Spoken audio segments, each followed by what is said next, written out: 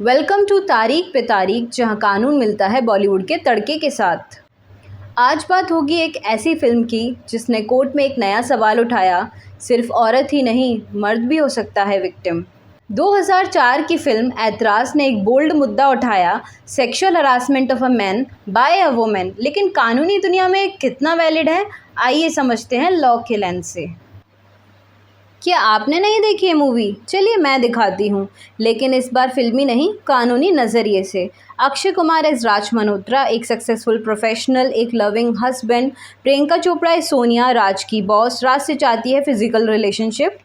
जब राज मना करता है, सोनिया उस पर फॉल्स केस ठोक देती है। पूरा केस बन जाता है। मर्द की आवाज़ भी सुनो। चलिए अब देखते हैं कि ऐतराज़ के केस को कानून के नज़रिए से कैसे समझा जा सकता है। Indian Penal Code 1860 section 354 capital A IPC, now section 75 BNS. Section 354 capital A IPC यानी सेक्सुअल हरासमेंट को डिफाइन करता है। लेकिन ध्यान से सुनो, ये सिर्फ फीमेल विक्टिम्स के लिए अप्लाई होता है। ऐतराज़ के वक्त तो ये प्रोविजन था ही नहीं, और 2013 के क्रिमिनल अमेंडमेंट के बाद भी मेल विक्टिम्स के लिए डायरेक्ट प्रोटेक्शन नहीं है। तो अगर कोई मर्द कहता है कि उसके साथ हरासमेंट हुआ है, आईपीसी में उसकी सुनवाई डायरेक्टली नहीं होती। ये एक बड़ा लीगल लूपहोल है, और जस्टिस सिर्फ जेंडर पे डिपेंड नहीं करना चाहिए, right? Posh act 2013, protection of women from sexual harassment at work place. इस एक्ट का नाम ही सब कुछ कह देता है, protection of women from sexual harassment at work place. यानी अगर कोई फीमेल एम्प्लॉय हरासमेंट फेस करती है तो पॉश एक्ट उन्हें प्रोटेक्ट करता है। बट क्या मेल्स प्रोटेक्टेड हैं? नहीं। ऐतराज़ जैसे केसेस जहां मेल विक्टिम इस लॉ के स्कोप में नहीं आते, तो राज मल्होत्रा जैसे विक्टिम्स कहां जाएं? लीगल रेमेडीज़ फॉर मैन, क्या ऑप्शन बचते हैं? अब सवाल ये है, अगर एक मर्द पे गलत इल्ज़ाम लगता है तो वो क्या कर सकता है? कुछ लीगल ऑप्शंस हैं। डिफेमेशन यानी नाम खराब करने पर केस। फॉल्स चार्ज, झूठा केस फाइल करने पे। Criminal conspiracy, planning of false accusation.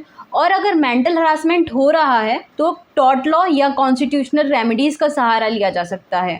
अगर ऑर्गेनाइजेशन के इंटरनल कंप्लेंट कमेटी में जेंडर न्यूट्रल पॉलिसी है तो वहाँ भी कंप्लेंट फाइल की जा सकती है। बट ये सब इनडायरेक्ट रूट्स हैं। क्या ये जस्टिस को एसेसिबल बनाते हैं? सोचने वाली बात है। विशाखा गाइडलाइंस 1997। विशाखा गाइडलाइंस एक लैंडमार्क मूवमेंट था इंडियन लीगल हिस्ट्री का। 1997 में सुप्रीम कोर्ट ने गाइडलाइन इशू की थी वर्क प्लेस हरासमेंट के अगेंस्ट, लेकिन सिर्फ वुमेन के लिए। ऐतराज़ का केस तो एक मिरर इमेज है। जब हरासमेंट का विक्टिम मर्द हो तो गाइडलाइंस का क्या? यानी सिस्टम में बाइस क्लियर है। विक्टिम का जेंडर डिफाइन करता है कि कानून सुनेगा या नहीं। आज भी भारत का कानून वर्कप्लेस हरासमेंट के मामले में जेंडर न्यूट्रल नहीं है, लेकिन कोर्ट्स और समाज दोनों कह रहे हैं हर विक्टिम की सुनवाई होनी चाहिए, क्योंकि जेंडर नहीं, इंसाफ ज़रूरी है। नारी की रक्षा ज़रूरी है, पर मर्द की सुनवाई भी। हमें ऐसा कानून चाहिए जो हर जेंडर को प्रोटेक्शन दे, चाहे वो महिला हो, पुरुष हो या कोई और, क्योंकि हिंसा, हरासमेंट और झूठे इल्ज़ाम किसी के साथ भी हो सकते हैं। ऐतराज़ एक फ़िल्म थी, पर असली कानून अभी भी अधूरा है। न्याय तभी सही होगा जब हर आवाज़ सुनी जाएगी, चाहे वो किसी भी जेंडर की हो।